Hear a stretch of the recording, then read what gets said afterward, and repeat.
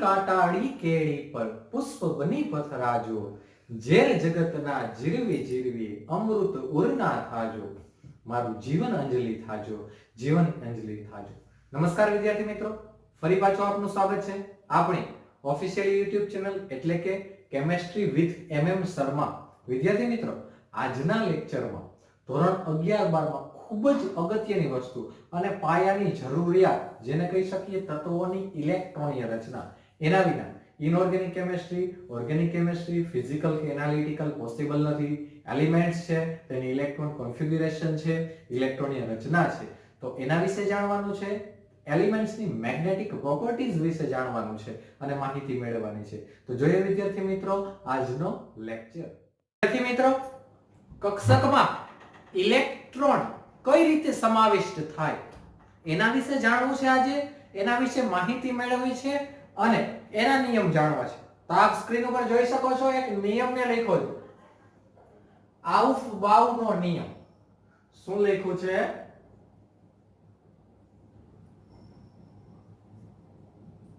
આઉફબાઉનો નિયમ। તમને લાગે છે સાયન્ટિસ્ટનું નેમ છે? નહીં વિદ્યાર્થી મિત્રો, આ વૈજ્ઞાનિકનું નામ નથી, ગ્રીક વર્ડ છે। આઉફબાઉનો નિયમ એટલે આઉફબાઉ શબ્દનો અર્થ થાય ટુ બિલ્ડ અપ, ચણતર કરવું, ચણતર કરવું, ટુ બિલ્ડ અપ, ગોઠવણી કરવી, ગોઠવણી કરવી, આઉફબાઉ શબ્દનો અર્થ થાય છે। જોઈએ શું કે નિયમ? ઇલેક્ટ્રોન હંમેશા નીચી ઉર્જા ધરાવતી કક્ષકને, ઇલેક્ટ્રોન હંમેશા નીચી ઉર્જા ધરાવતી કક્ષકને પ્રથમ પસંદગી આપી તેમાં ગોઠવણ પામે છે, ત્યારબાદ શક્તિના ચડતા ક્રમમાં ગોઠવાય છે, ત્યારબાદ શક્તિના ચડતા ક્રમમાં ગોઠવાય છે। જો જુદી જુદી સમાન મુખ્ય ક્વોન્ટમાંક ધરાવતી કક્ષકો શક્ય બને, જો જુદી જુદી સમાન મુખ્ય ક્વોન્ટમાંક ધરાવતી કક્ષકો શક્ય બને તો શક્તિનો ક્રમ નીચે મુજબ આપી શકાય। તો કે પહેલા સમાવિષ્ટ ઇલેક્ટ્રોન શું પસંદ કરે? S, P, D, F। શક્તિનો ક્રમ સૌથી ઓછી શક્તિ ધરાવતી કક્ષક S, એનાથી વધુ P, એનાથી વધુ D, એનાથી વધુ F, અપ ટુ એટલે ઇલેક્ટ્રોન આ ચારમાંથી પહેલા કોને પસંદ કરે? તો આઉફબાઉના નિયમ પ્રમાણે નીચી ઉર્જા ધરાવતી કક્ષકની પ્રથમ પસંદગી, નીચી ઉર્જા ધરાવતી કક્ષકની પ્રથમ પસંદગી કરશે। તો ચારમાંથી નીચી ઉર્જા ધરાવતી કક્ષક એટલે કે S એ પ્રથમ પસંદગી S ની કરશે। એ પ્રથમ પસંદગી કોની કરશે? S ની કરશે। S માં સમાવિષ્ટ થશે, પછી P માં સમાવિષ્ટ થશે, પછી D માં સમાવિષ્ટ થશે અને પછી અંતે F માં અપ ટુ આગળ। આઉફબાઉનો નિયમ એવું કહે કે ઇલેક્ટ્રોન હંમેશા નીચી ઉર્જા ધરાવતી કક્ષકને પ્રથમ પસંદગી આપશે। એના બાદ આગલા લેક્ચરમાં ત્રણ ક્વોન્ટમાંક વિશે આપણે માહિતી મેળવી હતી।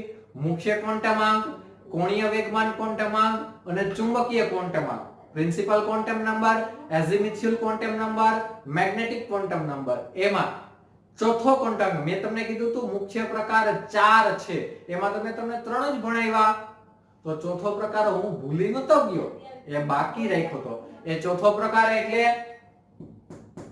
અહીંથી મળશે આપને, એ ક્વોન્ટમાંકનો ચોથો પ્રકાર 1925 માં 1925 માં ઉહલનબેક અને ગાઉડ સ્મિથે એક પ્રયોગ રજૂ કર્યો।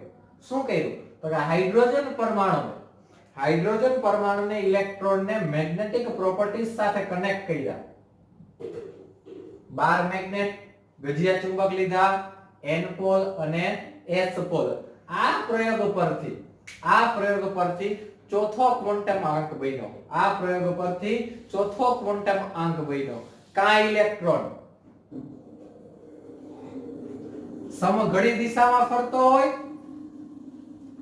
કા ઇલેક્ટ્રોન વિષમ ઘડી દિશામાં ફરતો હોય। કાઈની વેલ્યુશન +1/2 2 હોય કા એની વેલ્યુશન -1/2 હોય તો પ્રયોગ પરથી ચોથો ક્વોન્ટમ આંક આવ્યો જે ચોથા ક્વોન્ટમ આંકનું નામ છે સ્પિન ક્વોન્ટમ આંક શું છે ચોથા ક્વોન્ટમ આંકનું નામ સ્પિન ક્વોન્ટમ આંક સ્પિન ક્વોન્ટમ આંક s વડે દર્શાવાય છે સ્પિન ક્વોન્ટમ આંક s વડે દર્શાવાય છે s નું મૂલ્ય બે હોઈ શકે કા +1/2 અને કા -1/2 કા +1/2 અને કા -1/2 આ રીતે ચાર ક્વોન્ટમ આંક મુખ્ય ક્વોન્ટમ આંક કોણીય વેગમાન ક્વોન્ટમ આંક ચુંબકીય ક્વોન્ટમ આંક અને સ્પિન ક્વોન્ટમ આંક આમ ચાર ક્વોન્ટમ આંક છે જેના વિશે માહિતી મેળવી આઉટ-બાઉટના નિયમ ઇલેક્ટ્રોન હંમેશા કેવી કક્ષકની પ્રથમ પસંદગી કરશે ગોઠવણી પામવા માટે તો કે નીચી ઊર્જા ધરાવતી s હોય તો p માં નહીં જાય p હોય તો d માં નહીં જાય d હોય તો f માં નહીં જાય આ ખ્યાલ ઇલેક્ટ્રોન રાખશે એના પછી મારે તમને ભણાવવું છે વિદ્યાર્થી મિત્રો પૌલીનો નિયમ તો કે કોઈ પણ પરમાણુમાં રહેલ કોઈ પણ બે ઇલેક્ટ્રોનના ચારેય ક્વોન્ટમ આંક એટલે મુખ્ય ક્વોન્ટમ આંક ચુંબકીય ક્વોન્ટમ આંક કોણીય વેગમાન ક્વોન્ટમ આંક અને સ્પિન ક્વોન્ટમ આંક કોઈ પણ પરમાણુમાં રહેલ કોઈ પણ બે ઇલેક્ટ્રોનના ચારેય ક્વોન્ટમ આંક સમાન હોઈ શકે નહીં પરમાણુમાં રહેલ કોઈ પણ બે ઇલેક્ટ્રોનના ચારેય ક્વોન્ટમ આંક સમાન હોઈ શકે નહીં ધારી લો કે મેં એક પરમાણુ લીધો છે જેનું નામ x છે x નામના પરમાણુમાં બે ઇલેક્ટ્રોન છે પણ હાલો એનો મુખ્ય ક્વોન્ટમ આંક સમાન મળ્યો કોણીય વેગમાન ક્વોન્ટમ આંક સમાન મળ્યો મેગ્નેટિક ક્વોન્ટમ નંબર સમાન મળ્યો પણ જો શું જુદું પડ્યું તો કે સ્પિન ક્વોન્ટમ આંક જુદો પડ્યો પૌલી શું કહે કોઈ પણ પરમાણુમાં રહેલા કોઈ પણ બે ઇલેક્ટ્રોનના ચારે ક્વોન્ટમ આંક ક્યારેય સમાન હોઈ શકે નહીં તો વિદ્યાર્થી મિત્રો પૌલી કેવા શું માંગે છે ઈ તાત્પર્ય અહીંયા છે કોઈ પણ કક્ષકમાં સમાવી શકતા ઇલેક્ટ્રોનની સંખ્યા બે હોય છે કોઈ પણ કક્ષકમાં સમાવી શકતા ઇલેક્ટ્રોનની સંખ્યા બે હોય છે ધારી લો કે 1s તો એમાં ઇલેક્ટ્રોન કેટલા સમાય તો કે 2 2px ઇલેક્ટ્રોન કેટલા સમાય 2 4py ઇલેક્ટ્રોન કેટલા સમાય 2 કોઈ પણ કક્ષકમાં સમાવી શકાતા ઇલેક્ટ્રોનની સંખ્યા 2 હોય છે આ નિયમને પૌલીનો બાકાતીનો નિયમ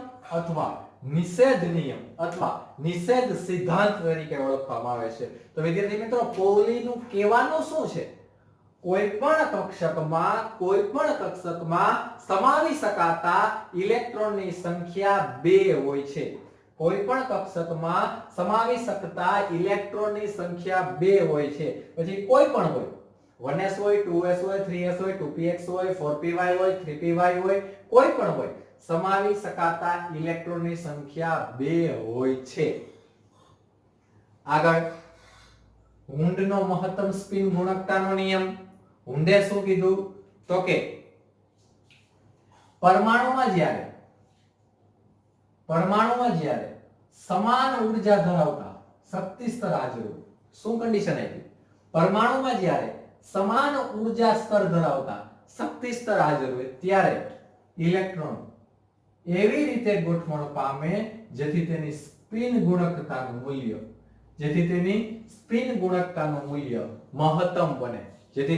સ્પિન ગુણકતાનું મૂલ્ય મહત્તમ બને આગળ હમણાં એના ઉદાહરણ જોઈએ એટલે તમને વિશેષ ખ્યાલ આવશે કે હુન્ડ શું કહેવા માંગે પરમાણુમાં જ્યારે સમાન ઊર્જા ધરાવતી શક્તિ સ્તર હાજર હોય ધારી લ્યો કે એક px છે એક py છે અને એક pz છે તો એવી રીતે ગોઠવણ પામે જેથી સ્પિન ગુણકતાનું મૂલ્ય મહત્તમ બને. ધારી લો કે તમારી પાસે બે ઇલેક્ટ્રોન છે, તો પહેલા તમે કોને આપશો? એક px, બીજો કોને આપશો? py. હવે ચાર ઇલેક્ટ્રોન છે, તો એક કોને આપો? px, બીજો કોને આપો? py, ત્રીજો કોને આપો? pz. હવે ચોથો તો ફરી પાછું આવે, કોને આપશો? px. વળી 5 ઇલેક્ટ્રોન હોય તો કોને આપશો? py. પરમાણુમાં જ્યારે સમાન ઊર્જા ધરાવતા શક્તિ સ્તર હાજર હોય ત્યારે ઇલેક્ટ્રોન એવી જ રીતે ગોઠવણી પામે કે જેથી તેની સ્પિન ગુણકતાનું મૂલ્ય હંમેશા મહત્તમ બને. સ્પિન ગુણકતાનું મૂલ્ય હંમેશા કેવું બને? મહત્તમ. આધારે પરમાણુમાં ઇલેક્ટ્રોન ભરાવાનો ક્રમ કઈ રીતે? કક્ષકમાં ઇલેક્ટ્રોન ભરાવાનો ક્રમ કઈ રીતે હોય? તો કે સૌથી પહેલા સમાવિષ્ટ ઇલેક્ટ્રોન 1s2 ભરાઈ જાય પછી 2s2 ભરાય પછી 2p6 ભરાય પછી 3s2 ભરાય પછી 3p6 ભરાય પછી 4s2 ભરાય પછી 3d10 ભરાય પછી 4p6 ભરાય પછી 5s2 ભરાય પછી 4d10 ભરાય પછી 5p6 ભરાય પછી 6s2 ભરાય પછી 4f14 ભરાય પછી 5d10 ભરાય પછી 6p6 ભરાય પછી 7s2 ભરાય પછી 5f14 ભરાય પછી 6d10 ભરાય પછી 7p6. તો આ રીતે ક્રમ અનુસાર પરમાણુમાં ઇલેક્ટ્રોન ભરાય છે. આ રીતે ક્રમ અનુસાર પરમાણુમાં ઇલેક્ટ્રોન ભરાય છે. 1s થી શરૂ થાય 1s2 2s2 2p6 3s2 3p6 4s2 3d10 4p6 5s2 4d10 5p6 6s2 4f14 5d10 6p6 7s2 5f14 6d10 અને છેવટે 7p6 up to. તો વિદ્યાર્થી મિત્રો આ રીતે પરમાણુમાં ઇલેક્ટ્રોન ભરાવાનો ક્રમ હોય છે. વિદ્યાર્થી મિત્રો હવે જોઈએ ઇલેક્ટ્રોન કોન્ફિગરેશન, ઇલેક્ટ્રોનની રચના કઈ રીતે હોય. મેં તમને હમણાં જ કરાવ્યું. કીપ ઇન માઇન્ડ, યાદ રાખજો જ. એના આધારે જ ઇલેક્ટ્રોનની કોન્ફિગરેશન હોય, ઇલેક્ટ્રોનની રચના હોય. તો જોઈએ વિદ્યાર્થી મિત્રો, શરૂઆત કરીએ હાઇડ્રોજન થી. હાઇડ્રોજનમાં કેટલા ઇલેક્ટ્રોન હશે? 1. તો શું બનશે એની ઇલેક્ટ્રોન રચના? 1s1. વધુમાં વધુ કેટલા સમાય? 2. આપણી પાસે તો એક જ છે, તો એક જ સમાડવાનો. હિલિયમ ઇલેક્ટ્રોન કેટલા? 2. તો એકમાં કક્ષકમાં વધુમાં વધુ કેટલા સમાય? 2. તો એની રચના શું બનશે? 1s2. 1s2 માં 2 સમાવિષ્ટ કરી દીધા. બેની સ્પિન વિરુદ્ધ હોય. બેની સ્પિન કેવી હોય? વિરુદ્ધ. હાલો લિથિયમ કેટલા ઇલેક્ટ્રોન? 3. હાલો પેલા તો શેમાં ભર દઈ? 1s2. તો આપણી પાસે તો 3 છે, તો s1s માં કેટલા સમાય? વધુ ને વધુ 2. તો એક વધ્યો, તો યાદ કરો 1s2 2s2 2p6. તો પછી ત્રીજો ઇલેક્ટ્રોન શેમાં? તો કે 2s1 માં. ધારી લ્યો કે લિથિયમની જગ્યાએ બેરિલિયમ હોય, તો બેરિલિયમની ઇલેક્ટ્રોન રચના શું થાય? બેરિલિયમમાં ઇલેક્ટ્રોન કેટલા? 4. તો પેલા બે શેમાં સમાવિષ્ટ થાય? 1s2 માં. હજી કેટલા વધ્યા? 2. તો શેમાં સમાવિષ્ટ થાય? 2s2 માં.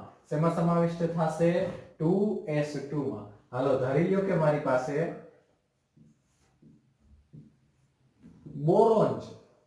તો કેટલા ઇલેક્ટ્રોન 5 તો પેલા 1s2 માં બીજા બે 2s2 માં તો 5 છે ભાઈ આ તો 4 જ થયા તો એક વધ્યો ઈ શેમાં તો કે યાદ કરો 1s2 2s2 2p6 પણ એક જ હો 2p1 તો બોરોનની ઇલેક્ટ્રોન રચના શું થાય 1s2 2s2 2p1 હાલો કાર્બન ઇલેક્ટ્રોન કેટલા તો કે 6 તો શું થશે 1s2 2s2 2p2 1s2 2s2 2p2 આ ત્રણેય અલગ અલગ હશે ને એક px એક py એક pz તો વેલા તે પહેલા ધોરણ પહેલા px પછી py પછી pz 4 હોય તો ફરી પાછી શરૂઆત px 5 હોય તો py pz હાલો એના પછી છે મારી પાસે નિયોન એના પછી છે નિયોન તો નિયોન માટે 1s2 કેટલા ઇલેક્ટ્રોન છે 10 તો 1s2 માં 2 ગયા એટલે હજી 8 વધ્યા 2s2 તો હજી 6 રહ્યા તો 2p6 p માં વધુમાં વધુ કેટલા સમાય 6 તો નિયોનની ઇલેક્ટ્રોન રચના શું થાય વિદ્યાર્થી મિત્રો 1s2 2s2 2p6 શું થાય વિદ્યાર્થી મિત્રો નિયોનની ઇલેક્ટ્રોન રચના 1s2 2s2 2p6 હાલો એની જગ્યાએ જો હું આમ પૂછું ફ્લોરિનની ઇલેક્ટ્રોન રચના શું થશે શેની પૂછું ફ્લોરિનની ઇલેક્ટ્રોન ફ્લોરિનમાં ઇલેક્ટ્રોનની સંખ્યા 9 તો 1s2 2s2 1s2 2s2 બે ને બે 4 હજી 5 તો 2p5 તો ફ્લોરિનની ઇલેક્ટ્રોન રચના 1s2 2s2 2p5 નિયોનની ઇલેક્ટ્રોન રચના શું થાય 1s2 2s2 2p6 હવે એના પછી સોડિયમની ઇલેક્ટ્રોન રચના 11 ઇલેક્ટ્રોન 1s2 2s2 2p6 આ 10 હાલો યાદ કરો 1s2 2s2 2p6 3s2 તો 10 ને 1 3s1 હો પણ તમને નથી લાગતું આ તો કેવડું લેન્ધી થતું જાય આ તો કેવડું લેન્ધી થતું જાય હજી એમ મને કહે કે હાલો મેગ્નેશિયમની ઇલેક્ટ્રોન રચના લખો તો સાહેબ હાલો તો 1s2 2s2 2p6 3s2 તો કેવડું લેન્ધી થતું જાય આ તો આયલું જ જાય માટે IUPAC શું કીધું તો કે આવડી મોટી ઇલેક્ટ્રોનની રચના ન લખવી હોય આટલી મોટી ઇલેક્ટ્રોનની રચના ન લખવી હોય તો તમે સાયન્સ વાળાઓ તો તમે નિષ્ક્રિય વાયુનો ઉપયોગ કરી શકશો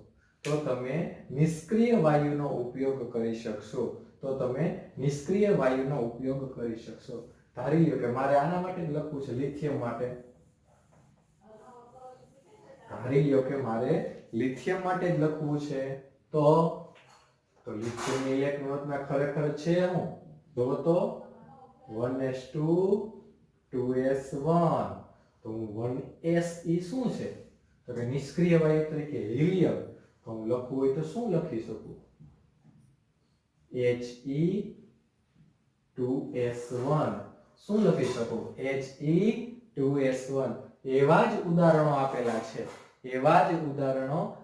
છે જોઈએ ઉદાહરણ તો કે નિષ્ક્રિય વાયુના ઉપયોગથી ઇલેક્ટ્રોન રચના સોડિયમ તો અહીં સોડિયમની શું હતી જોવો તો 1s2 2s2 2p6 3s1 1s2 2s2 2p6 3s1 એ આટલા ભાગને તો નિયોન કહેવાય કે ન કહેવાય આ 10 ઇલેક્ટ્રોન આટલાને તો શું કહેવાય નિયોન તો સોડિયમમાં હોય કેટલા 11 તો 10 ઇલેક્ટ્રોન તરીકે હું શું લખી દઉં Ne 11 માં ઇલેક્ટ્રોનની મારે રચના લખવાની તો સોડિયમની ઇલેક્ટ્રોન રચના શું થઈ તો કે Ne3s1 સોડિયમની ઇલેક્ટ્રોન રચના શું થાય Ne3s1 જો IUPAC કેટલું સરળ કરી દીધું નકર 1s2 2s2 2p6 3s1 એની જગ્યાએ શું લખવાનું Ne3s1 હાલો ફોસ્ફરસ માટે તો કે 15 એટલે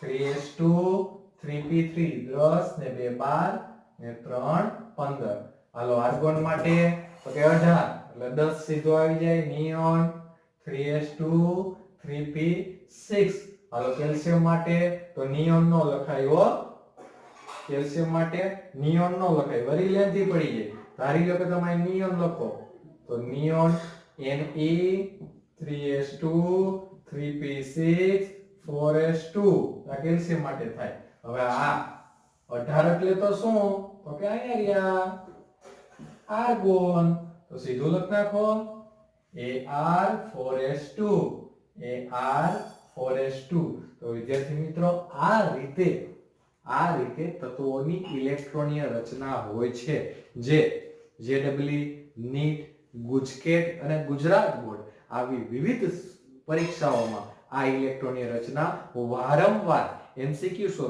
વારંવાર એમસીક્યુ સ્વરૂપે પૂછાતી હોય છે ત્યારબાદ મારે વાત કરવી છે તત્વની તો કે કોઈ પણ તત્વ હોય એ મેગ્નેટિક પ્રોપર્ટીઝ ધરાવતો હોય મેગ્નેટિક પ્રોપર્ટીઝ એટલે ચુંબકીય ગુણધર્મો કોઈ પણ તત્વ મેગ્નેટિક પ્રોપર્ટીઝ ધરાવતો હોય મેગ્નેટિક પ્રોપર્ટીઝ એટલે ચુંબકીય ગુણધર્મો કાય તત્વ પ્રતિચુંબકીય હોય અને કાય તત્વ અનુચુંબકીય હોય કાય તત્વ પ્રતિચુંબકીય હોય અને કાય તત્વ અનુચુંબકીય હોય પ્રતિચુંબકીય ને ઇંગ્લિશમાં ડાયમેગ્નેટિક કહેવાય અનુચુંબકીય ને ઇંગ્લિશમાં પેરામેગ્નેટિક કહેવાય તો શેના ઉપરથી ખબર પડે તો ઇલેક્ટ્રોનીય રચના ઉપરથી ખબર પડે જો ઇલેક્ટ્રોનીય રચના બધા જ ઇલેક્ટ્રોન યુગ્મિત એટલે જોડ યુગ્મિત એટલે બે કપલ જોડમાં હોય તો કેવા થાય પ્રતિચુંબકીય અને ઓછામાં ઓછો એક ઇલેક્ટ્રોન અયુગ્મિત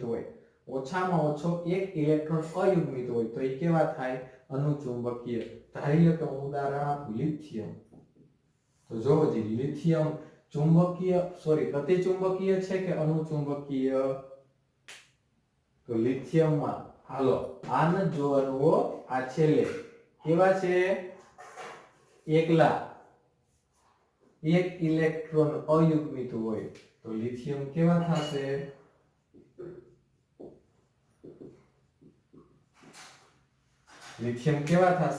અનુચુંબકીય હાલો કેલ્શિયમ Ar એટલે તો ફૂલફિલ જ છે 4s2 અહીં ફૂલફિલ છે બધા જ ઇલેક્ટ્રોન કેવા છે યુગ્મિત એટલે કેલ્શિયમ કેવા થશે પ્રતિચુંબકીય હાલો સોડિયમ કેવા છે એકલા અયુગ્મિત તો કેવા થશે અનુચુંબકીય તો વિદ્યાર્થી મિત્રો આ